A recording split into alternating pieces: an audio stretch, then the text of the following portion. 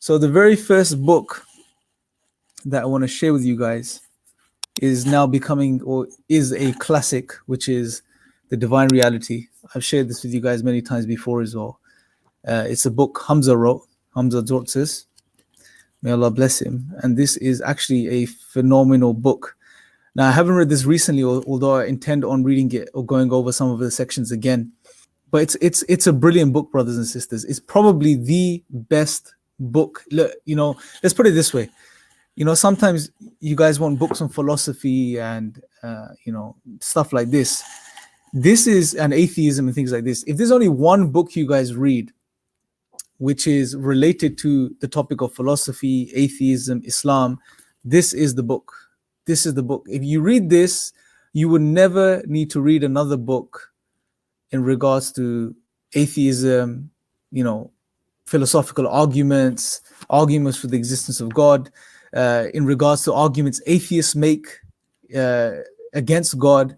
It's all here, and it's very simple, very easy to read, and it's been translated as well. So it's been translated into Arabic, and it's being translated into Urdu, I think, as well. So this I can't recommend more. It's a phenomenal book. So this is the one book if you're interested in atheism, philosophy, etc. Now, some other books, or which you may want to read if you're interested more in regards to atheism, the history of atheism, then this is one book that I've pretty much, really enjoyed reading, and it's full of information, and it's not that thick, and the author gets to the point. It's not full of fluff, right? Like most books, a lot of books have a lot of fluff. Normally you would have a book, the content will be in about this much of the book, but the rest of it will be just filler. This isn't one of those books. This is good because it gets to the point. It gives you a detailed breakdown of the history of atheism, how the origins of atheism, modern day new atheism, how it started, how it links in with the Enlightenment, how it, links in with modernity. It's a brilliant book, really, really good book from that perspective, full of information, useful information, in particular regards to atheism, but more specifically, the history of atheism. So this one's a good one. It's called, sorry, I didn't even tell you the title. It's by Alistair McGrath, and it's called The Twilight of Atheism, The Rise and Fall of Disbelief in the Modern World. Very, very good book to read as well. Recently started reading, I haven't finished it, although I remember reading this several years ago. Maybe didn't finish it then either, but is a biography of the Prophet ﷺ, which is The Sealed Nectar. I've got a pocket-sized version of this, and for some reason, when I started reading it this time, I've really been enjoying it. I love the way the author has broken down the biography into chunks.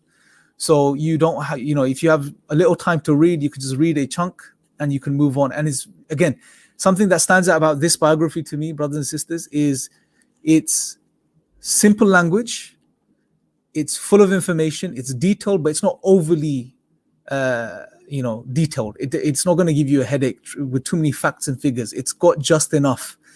So it's a brilliant biography to read, based on, obviously authentic sources. And the author quotes his sources as well, so for further referencing, for further inquiry. There's a lot of references in this too. So this was another book that I haven't finished. I started reading, and I made a post of this last week. It's one of those books that's really blown me away. Again, zero filler. As you guys can see, it's about this thick, but it's dense. And it's not dense in a difficult way. It's dense in a practical, simple way, meaning you can pick this up and you can read this, and you can really easily digest the information. It's a book. It's called Islam at the Crossroads by Muhammad Asad. It's his analysis of Islam, the West, and whether they're compatible or not, and the differences between the two. And I haven't finished it. And again, when I'm recommending these books to you, it's not that I fully agree with what the author says, or their conclusions, but it's interesting enough, and I feel from my perspective, he's someone that's done his research in regards to the modern world, in regards to Islam, and the way he even presents. So, for example, the way he even presents Salah. Keep in mind, this also takes into consideration a non-Muslim readership, probably predominantly, and the way he considers non-Muslims and the way he articulates certain base concepts of Islam, certain deep concepts of Islam, relevant concepts such as worship, such as the Salah, etc. It's done in a very beautiful way, and he was a phenomenal writer, Muhammad Asad. For those of you that don't know, he was a Austrian Jewish revert to Islam, and I know he had certain views which we don't, or I don't agree with, and I'm sure most Orthodox Muslims don't agree with in regards to miracles, etc. But that being said, with all the shortcomings, he was someone who was a phenomenal writer, and someone that, like I said, has had his finger on the pulse as far as understanding the world that he lives in. Another book that I'm currently reading is this book. And again, I posted this the other day, Postmodernism and Islam. I don't know much about the author, to be honest. I don't know who the author is. His name is Akbar S. Ahmed. This is the first book I've read from him. But I've got to say, now, as far as the writing style, again, this is an academic book full of references. It's by Routledge. But again, to the author's credit, what he's done is he's written in a very easy, accessible style, very enjoyable to read, very easy to read. I finished the introduction in chapter 1, and very interesting.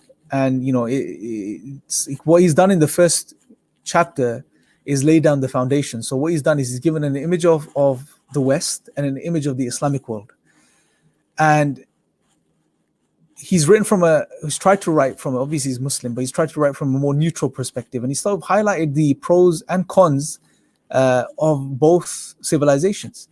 And he's tried to be as honest as possible, and he's highlighted, especially in recent times. But yeah, it's interesting so far. I haven't finished it. I'm enjoying reading it, so we'll see how this sort of reads further, inshallah. So yeah, those are the books I wanted to quickly share with you guys. By the way, I'm just sharing what I've covered. I'm not recommending, other than the Divine Reality. I'm not endorsing any other book, right? I'm just saying these are books I'm reading. Maybe you'll find interesting if it's a topic that you enjoy.